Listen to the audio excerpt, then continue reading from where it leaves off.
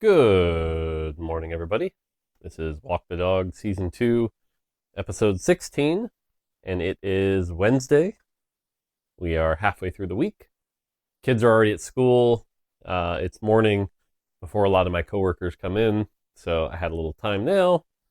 Figured I would get this out of the way for today. Let's see. What I will say is I do a bunch of work during the day and then finish my stuff. And I had time last night, and I'm like, well, you know what? I'll play a couple TFT games, one or two. I ended up staying up a little late, not too late or anything, nothing crazy, but I think I played like 5 games. A couple of them didn't go well.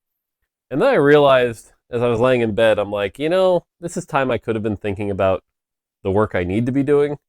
So I think what I'm going to do for the rest of the week is just, because the other thing too is like, whenever I play, I sort of obsessively am like, ooh, should we change this? Can we change this? And the poor live team, because like what'll happen is I'll do a game and I'll be like, ooh, is this being taken care of in the patch? And I'll message the poor live team on like Discord or stuff like that. Nothing like aggressive or anything, but like imagine you're a member of the poor live team, you're trying to enjoy your evening at 8 o'clock and your boss is like, hey, I just had a game. Is this champ like I gotta stop doing that. So, like I said, I think for the rest of the week, what I'm going to do is I'm just going to be like, you know what? No playing live TFT. Take a week off just to like focus on work. Give the poor live team a break. They've already locked the patch. And, focus on my work. So, yeah, that's going to be my thing for a little bit. So, anyway, because I've got some tough problems I'm dealing with in Futureland. And I really need to be thinking, like, you never know when inspiration is going to strike. So I need to be thinking about those at all times. I think I have a decent idea for the thing I'm supposed to be working on. That's what I'm going to do right after this. But yeah. So anyway. All right. Questions for the day. Let's see. The first one here is, how do I get my friends into TFT? I've tried a little bit, but they find the knowledge gap really frustrating. Yeah. So this is one that I actually have some pretty strong feels on. This isn't going to work for everybody, but the way I believe that you get anyone into a video game or find out if they want to get into a video game, and I'll use TFT as the example here. With TFT specifically, the first thing you should do is sit them down and have them play Talker's Trials, right? Talker's Trials will show you the basics of the game, right? It's like, try to get matches, things like that. Now, here's the hard part. Everyone screws this up when they're trying to teach somebody a video game. Do not start explaining how it works. Just don't. Like, keep your mouth shut. This is actually something that even like game developers do wrong when they're having somebody come in and play test and they start explaining the game to them. Do not do that, right? Players enjoy things when they can have that sense of discovery themselves. Okay, so what you want to do is like have them play Talker's Trials, sit there and watch them, and if they ask questions, give them answers to just their questions. So for example, if they're like, okay, what's the goal? You say, well, the goal is to defeat those guys, right? You don't go, well, the goal is to build up armies by 2-starring them and then get items. Like, no. Don't give long-winded answers. Keep them short, but be there to help guide them lightly along their journey. And what you'll find is that as they do this, one of two things will happen. Either they'll go, oh, this is really, really cool, and they'll start asking a lot of questions. They'll be really interested. And as they're asking those questions and getting interested, they'll create their own sort of interest in the game. And sooner or later, you can start sharing that knowledge that you have with them, which will keep them like excited and like, oh, that's so cool. I didn't know you could do that. Like, they'll show a genuine interest. Or the other thing that'll happen is they'll kind of go, this seems dumb, right? And like they won't be interested in it. And if that's the case, that's fine. Because trying to get people interested in a game they won't be interested in, it's like you want to let them try, but if it's not for them, that's fine, right? Like don't try to force it on them. Don't try to make it miserable, right? I've definitely played games before where it's like I'll sit down, we'll play it, and I'll be like, cool, okay, I get it. Yeah, I'm not going to enjoy this, And the same would be true for TFT. Now, after that Talker's Trials games, if they're interested, have them play a solo ranked game. And the reason it needs to be solo is because what you don't want is them having to play with people at like your MMR if you do OQ together. But let them play by themselves. Again, you can backseat, like you can be there with them and answer questions and watch them. And that's one of the cool things too that can generate hype is like, imagine they're playing their first ranked game and they're doing well and you're like, oh dude, you've got 3 of those in your shop. That's so cool, right? Like you can react to the things that are happening and that will generate some of the excitement for them if they're interested as well. And again, let them have that journey where they slowly pick up things and they're like, if they ask questions, that's how you get them really interested in the game. Again, a lot of people will make the mistake of like, let's play double up together. And then you start quarterbacking them. And quarterbacking refers to like, you're doing everything and carrying anything. And they're just like, okay. Like I remember, if you tried to play like Diablo with somebody and it was like, cool, or World of Warcraft, right? It's like, here, let me just level you up real quick. And you're like, okay. Now you're the same level as me. Okay. But they don't get to have that journey of the leveling up experience. And I think, there were definitely people in that like 3rd or 4th year of World of Warcraft I remember playing that would get that experience and then just not really be that interested in the game. Whereas if you had had that solo leveling yourself and like really became attached to the game, you were much more likely to stick around. So yeah, so that's kind of my strong opinion.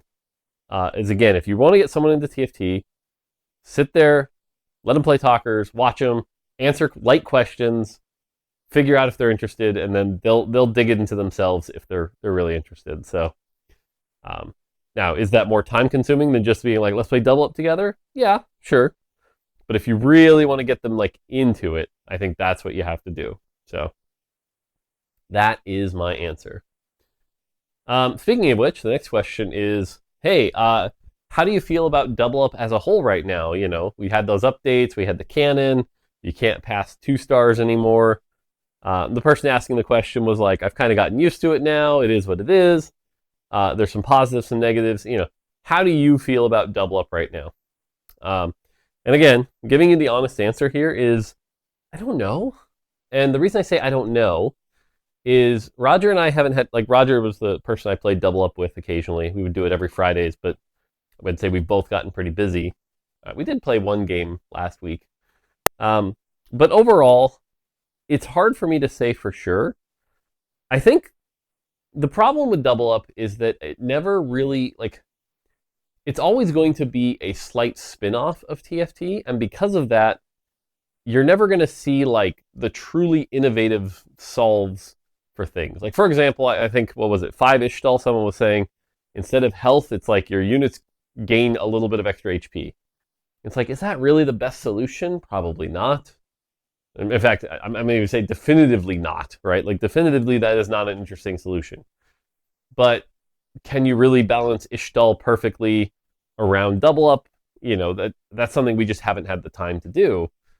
And so to me, it's like a lot of the game mechanics within double up will always feel like slightly, and when I say slightly, I mean like literally like 95 to 98%, just versions of the core ones, because the core ones are being like designed with a clear, specific goal in mind, and then the double up is like, well, how do we convert that?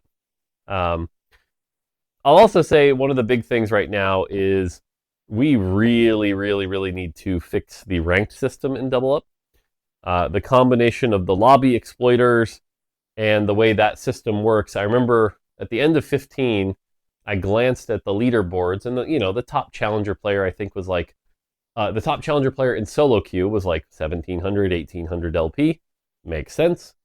The top player in double up was like 12,000 LP, right? Like that's just, there's something messed up there. Like there's a lot of things messed up there. And so even for the people who want to like be engaged in double up, you really can't when that exists, right? So, and it shows the importance of a good ranked system when you're losing motivation because there's somebody at 12,000 LP, right? Like how do you possibly compete with that?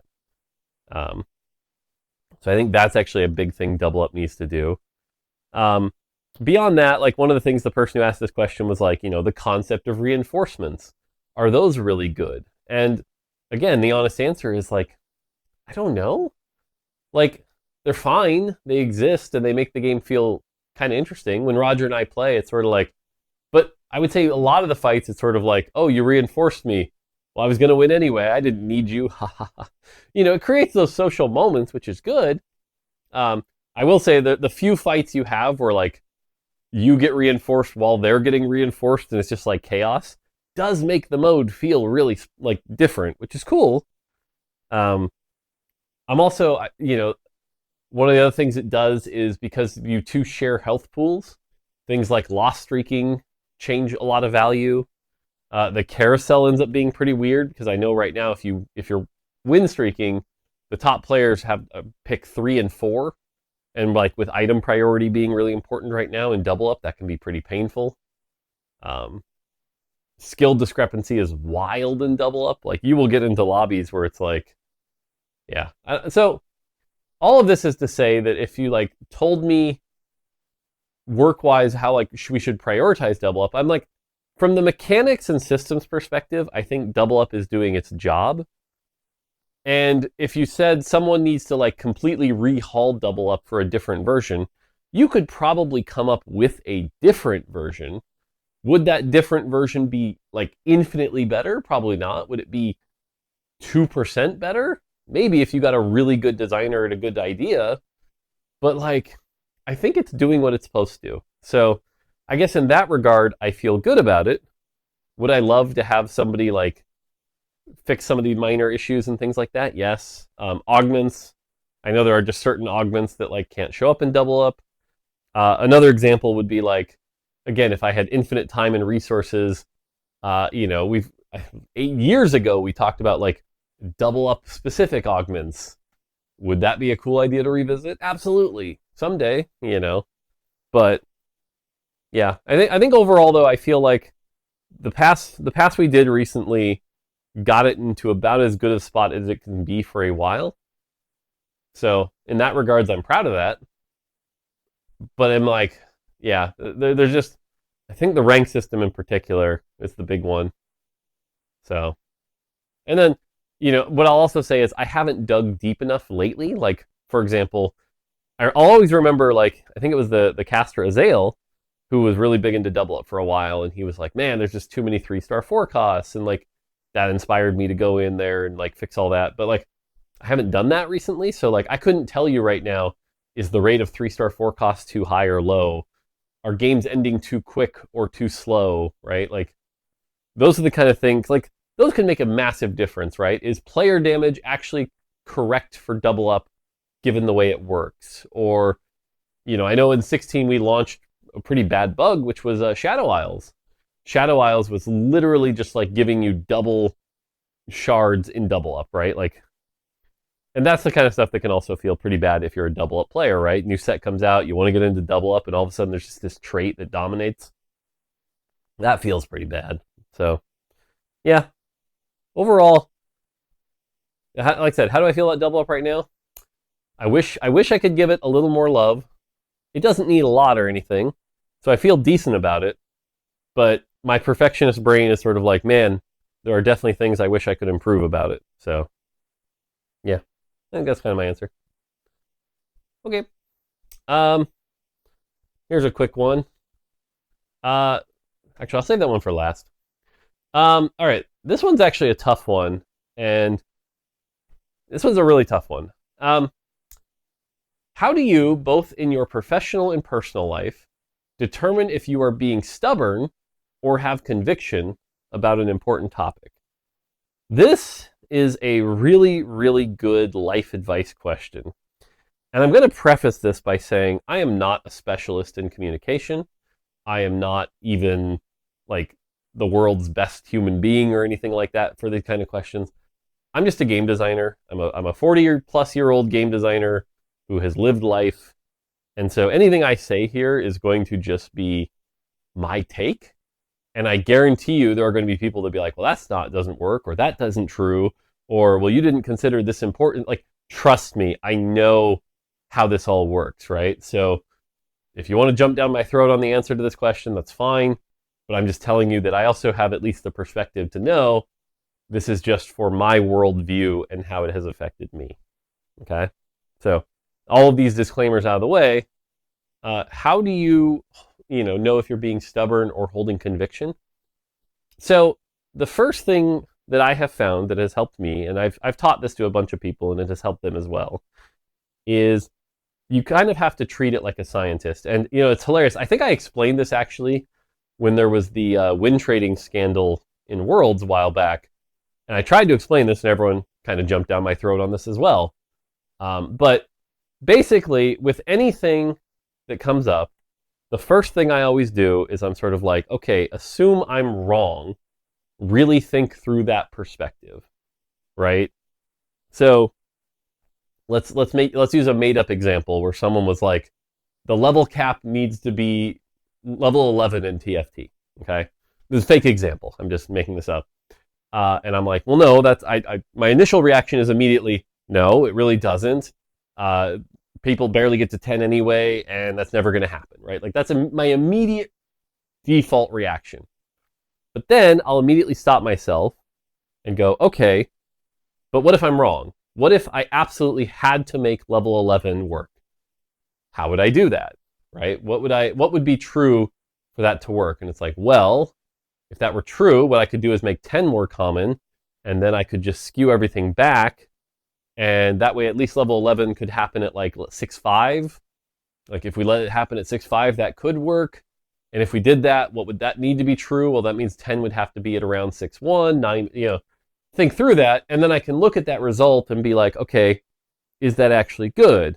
And my immediate reaction is, well, no, because actually all I did was just change the number on everything, but what happens at 11 would just be what happens currently at 10, stuff like that, right? And you're like, really think through both sides of anything and make sure that you're properly evaluating it, right? Because there's nothing worse in a professional environment when like you come to your boss with an idea and your boss like dismisses it. Or I'm sure people can tell you stories of like, hey, I came to my boss with an idea and then a week later he presented the same idea, In fact, I'll be honest with you, I think I've done that once out of sheer just like brain farts, not intentionally by any means, but and that feels bad, right? And so anytime, a designer on the team comes to me with an idea, again, I have that initial reaction of like, no, or no, or yes, or whatever, but I have to at least stop myself and go really think through,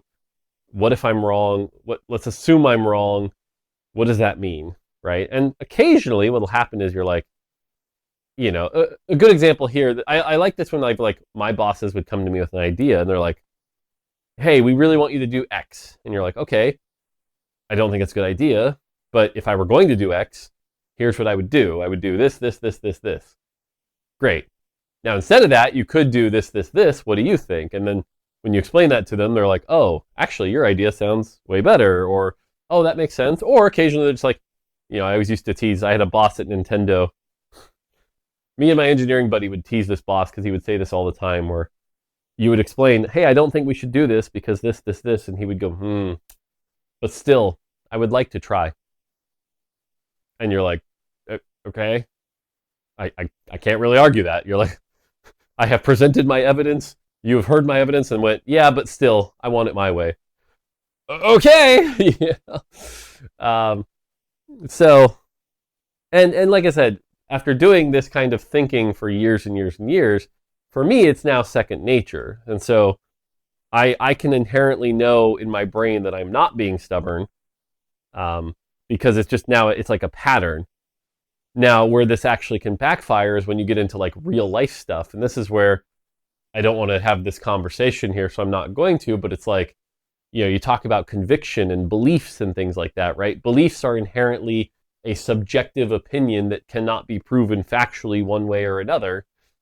And, how do you hold conviction? Like, that's hard, right? Like, and it's funny because my wife would actually give me trouble here, or like, she would tell you I'm not a very,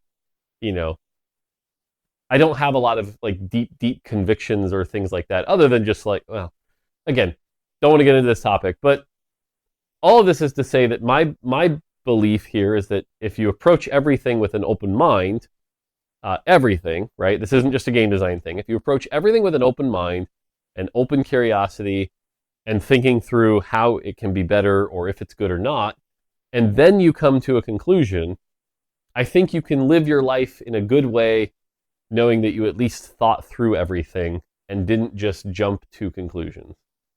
So I think that's about the best answer I can give without going down like some deep rabbit hole, And so apologies if I'm dancing around it here. It's just, this is a video game podcast. This isn't like, deep political stuff. But all of this is to say is, I believe approach everything with an open mind.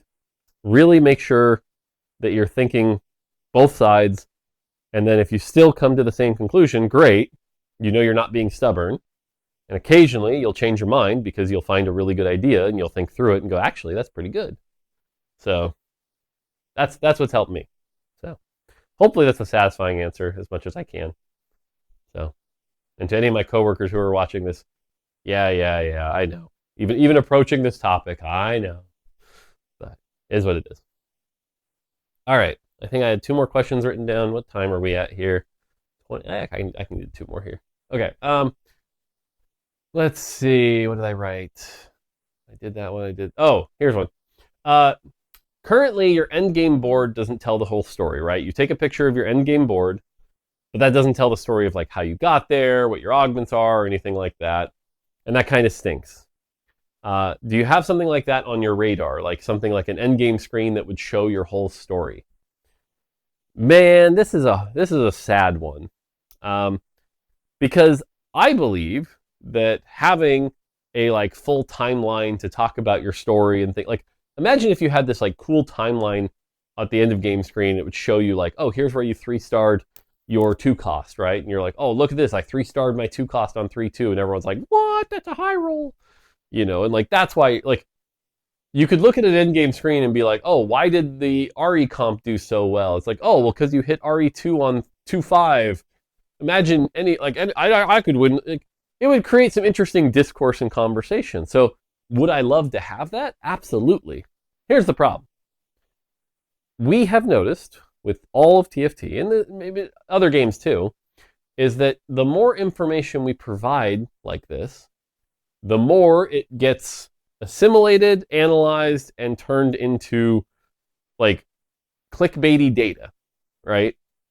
And so, what would happen if we did this would be someone would have a website that would say, if you have a 2-star RE at exactly 2-5, and it has an item on it, your win rate goes up to 3.1. And then anytime you try to be like, I had this good game, someone would come in and be like, well, yeah, I can win too if I had a 3.1 situation. Like, it creates the wrong kind of discourse.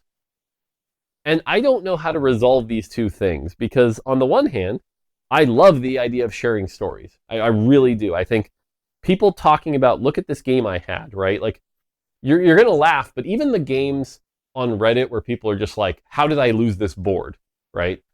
Those are good discussions to have. I love those. I love people trying to help each other and be like, well, yeah, because your itemization on your tank is wrong, or your positioning is wrong. But the game doesn't give you the tools to have those stories. Even like something like a replay, for example, at least you could pull up the final board. This is one of the reasons why we always record our own games, is because you want to bring up the board, pause, look at the screenshot, and kind of go, okay, why did we actually, or watch the fight back a couple times, right? Like, from a development side, these tools are great, but from a like player sharing story side, there aren't the really tools to have those like deep conversations. I think even in my Discord yesterday, someone was talking about how they're like, oh yeah, my Baron lost to a Ziggs 1.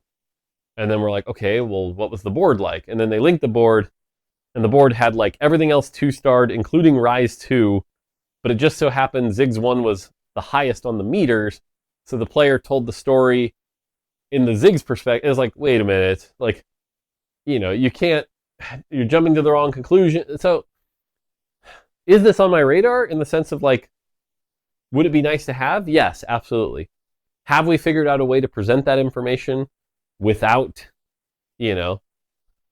having it be you weaponized in the wrong way? No, we haven't. And in fact, I will say losing augments on the end game screen has been sad, right? Because even something as simple as seeing an endgame screen. Like someone linked in lobby 2, there was an endgame screen where like 4 players had 3-star 5 costs. And for, lobby 2, which is a high elo lobby, it was like, wait, what? How did that happen? And then he had to come back and go, oh, well, actually what it was it was a Zoe encounter plus triple prismatic plus, it was like, oh, okay, that makes sense. But like, you miss that context on the end of game screen. So yeah, do I wish we had something like that? Yes. Have I figured out a way to do it without it being weaponized? No. And so because of that, we're kind of stuck. So I would not expect any like major innovations in this space, at least for a while. But kind of just is what it is in the current market. So yeah. All right. Last question. This one's easy. Someone was like, hey, I just went through and watched a lot of your old Walk the Dogs, and I was curious how Sephiroth is doing. How is the cat that you guys found doing? Sephiroth is doing well. Sephiroth is set up in my daughter's room. He can't leave the room because if he does, he'd interact with the other cats because he still technically has that disease, the kitty lymphoma, whatever they call it. But basically, it's a very contagious disease. We can't, release him back into the wild because that just allows it to spread. So he just lives his best life in my daughter's room. He gets fed and pampered. He looks way healthier. The last time I went in there and checked on him, it was like, whoa, you've grown quite a bit. He's a big cat. And it's like, yeah, it turns out when you get food every day and you're happy, you get well fed. He's very talkative, very friendly still. He loves Leota now that, he's in her room all the time. Is it sad that he's kind of trapped in one room? A little. But he's still a happy kitty, and we'll give him the best life we can for as long as we have him. But overall, he's good. Anytime I go in there, he just immediately comes up because he knows what I'll do is Leo has some treats way up in her closet, like a little treat jar. So I'll go in there, I'll reach up, grab him 5, and give him to him, and he starts purring and gets happy. He gets treats. So he's a very friendly kitty. It's really a shame because I'd love for him to be able to leave the room and see the other cats and get out there, but it is what it is. And then hilariously enough, the other thing is that 2 of the cats, Sky and Shishomaru, that used to love just like hanging out in Leo's room during the day on the bed, will like, they miss going in there, and so they'll go up to the door and they'll meow. Shishomaru will sometimes park right at the door, like, because there's another cat in there and they're curious and they want to go in there, but they can't. So it's funny. But yeah, overall, Sephiroth's living his best life. So, okay. One last update before I go. Just noting, I remember I said I wanted to do a video every day. I'm still going to stick to that, but there's a slight change. I'm not going to be able to do weekend videos. So it'll be 5 days a week there will be videos on the Mortdog channel. So just a small change for a bunch of reasons, but probably the number one reason is just it'll help me avoid burnout and help you guys not get sick of me. Since I saw a YouTube comment that was like, I see Mortdog more than my family. It's like, ooh, maybe maybe you're getting a little too much Mortdog. So let's just go to 5 days a week. It should be fine. So, yeah. All right, cool. I'm gonna get to work. I got work to do. All right, that's gonna do it for me. Until next time, take it easy.